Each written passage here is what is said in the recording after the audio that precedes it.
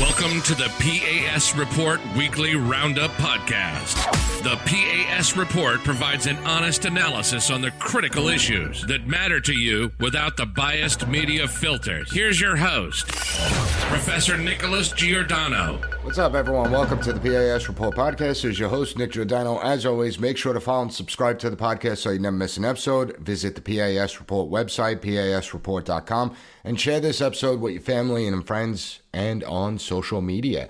Now, I'm changing things this week because there's so much going on. So I'm going to be doing two episodes, the monologue episodes this week. Today, I want to focus on Hamas's cowardly attack on Israel and the geopolitical implications of this war, because I don't think people really fully grasp what is going on and what may be coming down the pike. Tomorrow, I want to focus on Speaker McCarthy's ouster and the revelation that the FBI is targeting Trump supporters, as well as Hillary Clinton's comments regarding Trump supporters, because it really reveals what these people think. So you're getting 3 episodes this week. How lucky are you? My interview with Dinesh D'Souza, which if you haven't listened to, I suggest you do. It was a great discussion regarding his new movie that's coming out, Police State. This film is critically important to understand the dynamics of what's at play here in the United States. So I suggest you check that out. I'm going to focus today on the Israeli-Palestinian war, and the political landscape here at home will be tomorrow. So for the first time in 50 years, Israel declares war following terror attacks. And there are many different levels to this. The potential geopolitical implications are huge. Understand, this is not the routine Israeli-Palestinian conflict that heats up for a little bit and then subsides.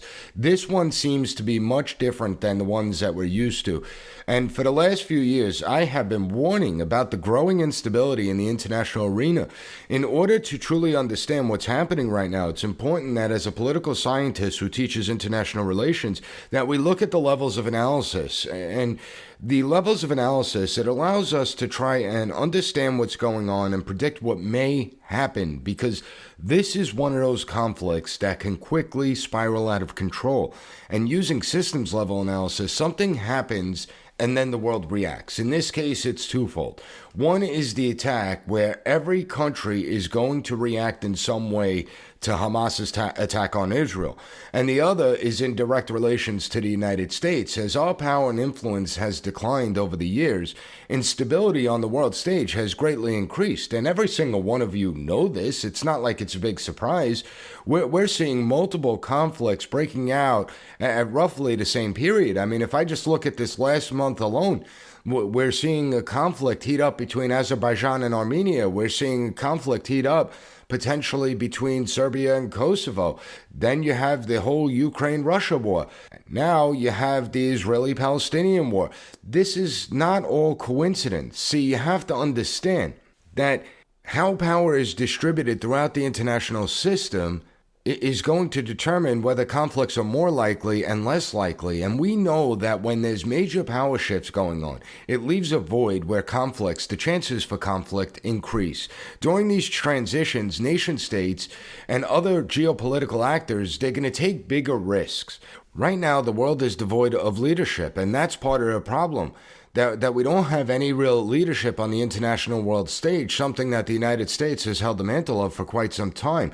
This has been a feckless administration since Biden's first day in office. Since he took office, and more specifically, since the debacle of the Afghanistan withdrawal, look at the international landscape. I mean, do you feel safer today than you did prior to his administration? Does the world seem more secure since we left Afghanistan? And I'm not advocating that we should have stayed in Afghanistan, but the withdrawal could have been handled much better. I'll get into that in a minute. However, with the debacle of the withdrawal, do you think more countries around the world fear and respect us, or do you believe that it's actually the exact opposite? I mean, think about it logically. The world watched as we were at war for 20 years, the most advanced, sophisticated military that the world has ever seen. We spent trillions of dollars. We had tens of thousands of soldiers coming home with life-altering injuries. Over 2,400 troops came home in flag-draped coffins. Thousands of contractors dead. And what happened? What happened as a result?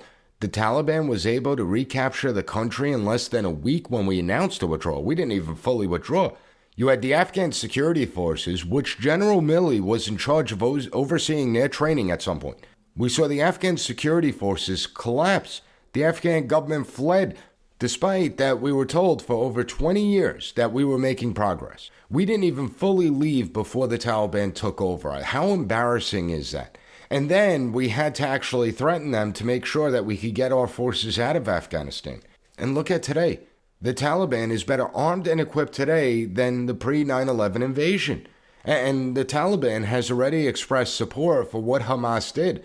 How much longer will it be till we find out that the Taliban supplied Hamas with weapons that we left in Afghanistan? I mean, I don't have any evidence right now to back that claim up. But if we start seeing Hamas having these night vision goggles, if we start seeing them carrying these M16s, I mean, we have American weaponry that we just left in Afghanistan to be sold and distributed on the world stage. And then you have the unending flow of arms to the Ukraine that we know some of it is getting into the hands of the black market arms dealers. This is really going on. So you look at this, and it really is a sad statement that the Taliban is better armed and equipped today than in a pre-9/11 invasion. And the Biden administration, they even had the audacity to provide Afghanistan with over $2 billion taxpayer dollars of economic aid since the Taliban took over. He unfroze another $3.5 billion of Afghani money. Now, the Biden administration is going to claim that the money it's flowing to NGOs, non-governmental organizations that are providing aid to the Afghani people, that it's not meant for the Taliban. But let's be honest, the Taliban controls the areas where the NGOs are operating, and there is little doubt that the Taliban's going to get their hands on some of this money, and just think, it's similar to the Iran situation now. We unfroze $6 billion of Iranian money in order to release hostages that they were holding of ours. And you have people criticizing them, saying that this is going to fund terror. And then the administration and other Democrats coming out saying, well, they just unfroze that money. That money could only be used for aid to the people of Iran. It could only be used to help build critical infrastructure and buy food and things like that, humanitarian aid. And that's just a lie, right? I mean, think about it logically. If I have $1,000 budgeted for groceries and then someone tells me that they're going to be giving me $1,000, but I could only spend it on groceries, well, the $1,000 I had allocated to groceries, I could spend on other areas now. This isn't rocket science to figure this out. So you look at Afghanistan, that's a disaster, and a lot of this stems from there. China now controls Bagram Air Base, which we built to the tune of $96 million taxpayer dollars. And again, I'm not arguing that we should have stayed in Afghanistan, but we certainly could have had a more competent withdrawal. We could have withdrawn from Bagram Air Base and still man the base. Even when we withdrew, this way we could still provide air support to the Afghan security forces. So all these failures, is it really any wonder why the world has become destabilized? You have Russia invading Ukraine. That was predictable. In fact, I did an episode on it in March of 2021, nearly a year before the actual invasion, and I called it. I called what Russia was doing. You have a much more aggressive communist China, not just towards Taiwan, but throughout the Pacific. You're talking the Philippines and Vietnam. Just last month, as I said, we're seeing conflict heat up between Azerbaijan and Armenia. We're witnessing things heat up between Serbia and Kosovo. And now the horrific terror attacks by Hamas on Israel. Pay attention, especially to this conflict, because it has all the potential to spiral out of control. And I'm going to explain it all when we get back from this quick break. P.A.S. report listeners, our government is out of control. Criminal tax hikes, hyperinflation, a full-blown recession. It's part of a grand plan. The billions of dollars Biden keeps sending to the corrupt government in Ukraine, the trillions in new taxes he wants to shove down your throat, the electronic banking system crash that resets everyone to zero, checking accounts, saving accounts, 401ks, IRAs, all of it, zero. But you don't have to be a victim. Protect your money and get up to $10,000 in free silver to do it when you call Goldco. Goldco's helped protect over $2 billion in gold and silver for people like you and me. They're offering you up to $10,000 in bonus silver when opening a qualified IRA account just for being a supporter of the P.A.S. report. So whether you want to protect $50,000 or $500,000 or more, this is your opportunity to protect yourself from our out-of-control government. Don't be a victim and call Goldco today. 855-656-0196, 855-656-0196, or go to goldco.com/PAS report. Welcome back, everyone. So getting straight to the horrific terror attack by Hamas and how this is the first time Israel has declared war in 50 years. This attack, there is zero doubt, this attack was well planned, organized, coordinated, and extremely sophisticated. It's estimated that over 1,000 Hamas fighters participated in these attacks. Now, that's the size of a battalion. It is not that easy to move this amount of fighters. The logistics alone would require advanced training. You also saw 5,000 rocket attacks, land and sea incursions, even paragliders, and it shows the complexities involved. It shows that terrorism is still all too real. But right off the bat, you have to look at the planning and training that had to have occurred. This was a major failure that Israeli intelligence, the Mossad, one of the most premier intel agencies in the entire world, one of the most sophisticated intelligence groups, they failed. You can't argue that. Not only were they unable to intercede, but it seems that it wasn't even really a blip on their radar. But it wasn't just a failure of Israeli intelligence, it was a failure of American intelligence as well. It appears that we have been sleeping at the wheel too.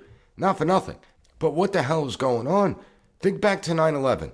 Now, we didn't uncover the plot, but we had bits and pieces of it. We knew something was going on. Each agency had a different piece of the puzzle. And they couldn't share information. That was something that actually led to 9/11 because we had rules in place where agencies couldn't operate outside their jurisdictions and they couldn't speak to other agencies. And so a lot of it got lost in translation. However, we do have to remember that the airlines and the public were warned in the summer of 2001 to be on guard, that they were seeing heightened chatter, that something was going on. But the failure was that our agencies couldn't share that information. They couldn't share intelligence with each other. Had they been able to do so, they may have been able to put all the pieces of the puzzle together and actually thwart 9/11 from happening. Now, in full disclosure, we don't have a great deal of human intelligence in Iran and Palestine. We actually rely heavily on Israeli intelligence for this. But there is no excuse that we didn't pick up any intelligence, at least as it stands right now. Perhaps if our intelligence agencies focused on actual international terrorist organization instead of parents and Catholics and Trump supporters, maybe they would have been able to uncover this plot. Of course, I'm making a slight dig at the FBI, and in fairness to the FBI, it's really not on them because this isn't what they're supposed to be doing. This is more about the CIA and the NSA, okay? However, there is a component here in the United States. Understand that Hamas and Hezbollah agents are here in the United States. You have Iranian foreign agents here in the United States. They're not organized terror cells that are here with the intent to attack America, at least for now, but they do have a fundraising capability, and they raise money here to fund their operations back home. I mean, I remember back in 2008 or 2009 when a Hezbollah ring was busted for smuggling cigarettes from North Carolina and selling them in New York. And they were doing that because obviously the cost is much more expensive here in New York. So the profit they were making, they were transferring that money overseas to fund terror operations against Israel. So getting to this attack, as of this recording, and these numbers are going to change, but over 800 Israelis were murdered. Most of them were innocent civilians. You have thousands that were wounded. Over 300, 400 in serious condition. More than 100 people have been taken hostage. Again, mostly innocent civilians, including women and children. 11 bases, Israeli military bases, were overrun by Hamas. Now, as far as reports go, the Israelis were able to recapture those bases, but the question remains, what type of intelligence was Hamas able to get from those bases? Was Hamas able to take military equipment from those bases? Is that military equipment now going to be used against the Israelis? So you see the complexity. As of right now, at least 8 American citizens were killed in the attack, where 7 are missing, or several are missing. I shouldn't say 7. Several are missing and unaccounted for. We don't know if they're among the hostages. We don't know if they're safe, but you could bet your butt that there's a high price tag for them. After the Biden administration released $6 billion of Iranian funds in exchange for American hostages, don't be surprised when we start getting ransom demands from Hamas with these Americans. And Iran is more important than people realize in this whole thing. I'm going to explain that aspect of it when we get back from this quick break. Listen up, P.A.S. report audience. Experts say that China is hoarding a massive amount of food. They're soon going to have over two-thirds of the globe's corn reserves, over half its rice reserves, and over half its wheat reserves. But when asked about it, China lies. And one expert says that they, of course, will never admit to doing something like that. Well, what does China know that we don't? When it comes to the global food shortages, China is the canary in the coal mine. And you have to understand, China is the world's #1 food importer. They rely on the rest of the world to keep their people fed, so they can't afford to mess up. There'll be riots, civil panic, or even worse, when over 1 billion people can't eat, it's going to create a crisis for them. What does that mean for us? What does that mean for Americans like me and you? Food shortages. That's why it's a smart idea to stock up on a kit of the best-selling 4 Patriot survival food. Create your own stockpile of the best-selling 4 Patriot survival food kits. It's hand-packed in the United States. The kits are compact, stack easily. They have different delicious breakfasts, lunches, and dinners, and I can attest to that because I use 4 Patriots, and their 5-star reviews on the website rave about the flavor and taste. Right now, you can get 10% off your first purchase of 4 Patriot survival food by typing in the code PAS at checkout. Just go to 4patriots.com, use code PAS to get 10% off your first purchase of 4 Patriot survival food. That's 4patriots.com, use code PAS. Welcome back, everyone. So before the break, I brought up Iran, and given that Iran is the primary backer of Hamas and Islamic Jihad, as well as Hezbollah over in Lebanon, we have to ask what role they played. They are the largest state sponsor of terrorism. That's been known for quite a long time, and it's important to note that we are now seeing Hezbollah, that they're taking this slow, but they're starting to attack Israel from the north. We don't see them going all in as of yet, but if they do happen to go all in, well, now you're going to see the Israeli war on 2 fronts. You're going to see it in Gaza and Israel, and you're going to see it in northern Israel and Lebanon. So that's... I have zero doubt that Hezbollah and Hamas are talking with each other. They are coordinating with each other to some degree. But this attack was way too sophisticated for Hamas to pull off on its own. Okay, the Iranian government and the Iranian Quds Force, it's notorious for training and equipping foreign Islamic terror organizations. And we can't dismiss the fact that Iran may have had direct involvement in this. It's easy to just point to money and arms, but we need to know to what extent Iran played in these attacks. Was it planning? Was it training? Was it money? Did soldiers of the Iranian Revolutionary Guard participate and assist in the execution of this plot? You know, there's a lot we don't know that we need answers to, and a Hamas spokesperson has stated that Iran gave its support for the surprise attacks. Now, there are reports that Iran has been working with Hamas since August on these attack plans, and that they approved the operation to attack Israel at a meeting in Beirut last Monday. This is what the Wall Street Journal is reporting. A European official seems to have corroborated this. However, our officials, Secretary of State Tony Blinken, said that they don't and they haven't seen any evidence of Iranian involvement. Now, if Iran did play a role, that makes the intelligence failures far worse because it would signal 2 things. It would signal the complete and total incompetence of our intelligence apparatus, and it's going to show that our intel apparatus is crippled at a time when we need it most. This is serious because if Iran played an active role, I'm not talking about just providing money and arms, okay? That's what you do when you're involved in a proxy war. It's a way that you don't get directly involved in a kinetic hot war with another nation state. It's like what we're doing in Ukraine, right? We're supplying the Ukrainians with tons of money and weaponry, but we're not directly engaging with the Russians. However, if Iran did play a role, an active role, boots on the ground, well, what happens then? I mean, this attack was the worst that Israel has seen in 50 years. And is Israel going to issue a declaration of war against Iran? How does that change the dynamic? And considering Americans were killed in these attacks and other Americans may have been taken hostage, what would our response be? Now, you never know with this administration. You know, they're trying to sweep everything under the rug because they want to get a nuclear agreement with Iran that Iran's never going to adhere to. But I will tell you, this is just my opinion.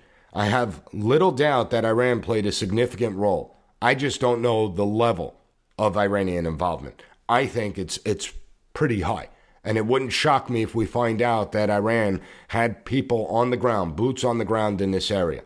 What I do know is that Iran has been marginalized in the Arab world over the last several years. What I do know is that Iran still wants retaliation for our killing of Qasem Soleimani. Remember, We're the big Satan. Israel's the little Satan to Iran. And we have been very successful in isolating Iran in the Middle Eastern community. It started with the Abraham Accords that were negotiated under the Trump administration. You had multiple Arab and African nations begin to normalize their relationships with Israel, start creating economic ties, establish diplomatic relations. This was a turning point. This was a turning point for stability in the region. And these nations made the calculation that they could live within Israel in their backyard, but they cannot live with a nuclear-armed Iran. Now, you still have decades-long tensions that exist. It's not like the Abraham Accord solved everything, but the environment throughout the Middle East was changing. And the big prize would have been getting Saudi Arabia, given their influence throughout the Sunni world, Saudi Arabia and Israel, who have been dabbling in secret talks for the last decade, because Iran is a mortal enemy of Saudi Arabia. Saudi Arabia recognized that a nuclear-armed Iran will destabilize the region. And so over the last couple of months, we were getting increasing reports that Saudi Arabia and Israel were closing in on a diplomatic agreement. An agreement between Saudi Arabia and Israel, it's not only that it's historic, it would have completely changed everything in the Middle East going forward. And perhaps an agreement would have actually been secured had the Biden administration not alienated the Saudi regime. Perhaps we would have seen an agreement reached 2 years ago. But of course, because of the public virtue signals, and listen, I'm not defending the Saudi regime. The Saudi regime is brutal. They are oppressors. They violate human rights. They abuse human rights all the time. However, this is the dynamics of international relations. Sometimes you have to deal with really bad regimes. But this could have changed everything. Now, with this attack, what's going to happen?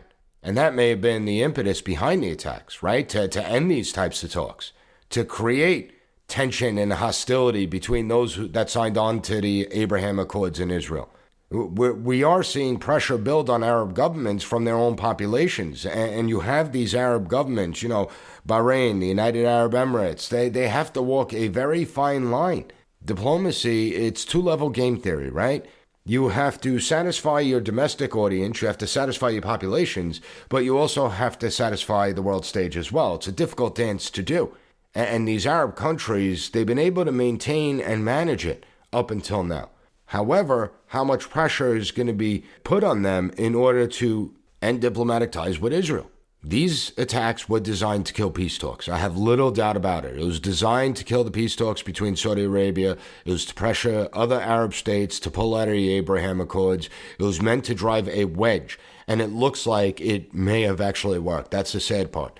Because Saudi Arabia has already come out and said that Israel only has itself to blame. So something bigger is going on here. And I fear that the world may be on the precipice of a major world conflict. And I'm talking about your World War III scenario. It's like all the ingredients are coming together. And if it turns out that Iran played an active role in this attack and Israel goes to war with them, how long is it going to be until we're drawn into the conflict? Now, it's not like Israel is going to ask us to provide boots on the ground to help them in conflict. I mean, Israel can handle itself. It's got a very powerful military. But if Israel goes to war with Iran, I will guarantee you that Iran is going to start targeting our strategic interests throughout the region. They're going to start trying to hit our military bases. They're going to start trying to hit our destroyers in the Persian Gulf. And once they do that, what will our response be? We're going to be sucked into this. And be aware that Iran has agents throughout the United States. And if any direct confrontation does happen with Iran, we may begin to see attacks here stateside. Just think about how many potential terrorists and foreign agents have come in through the wide open border over the last couple of years. This is a major national security issue. We know that 284 individuals on terror watch lists have already been caught trying to enter through the southern border. The question is, how many didn't we detect that actually made it through? That's what needs to frighten us. And recognize, Iran and Russia are allies, and if the United States is forced to take action against Iran, Russia can certainly increase its aggressiveness in Eastern Europe, considering we're going to have our hands full in the Middle East. You're going to also see a far more aggressive communist China. Think about it logically. If we're fighting in the Middle East, this would be the perfect time for China to reclaim Taiwan, because there'll be nothing that we could do about it to defend Taiwan and make sure and prevent China from capturing it. It is amazing because I think back to 2015. In 2015, I did develop a policy brief for Congressman Zeldin, and I was worried because I saw a lot of ingredients that could lead to World War III. And so I packaged it up, sent it to his office, and it all started with Iran. It all started with Iran and then spread outward. So is this what we're starting to see? With the lack of leadership we have here in the United States, it's like a slow-motion train wreck, and this administration is bumbling us towards a World War III scenario.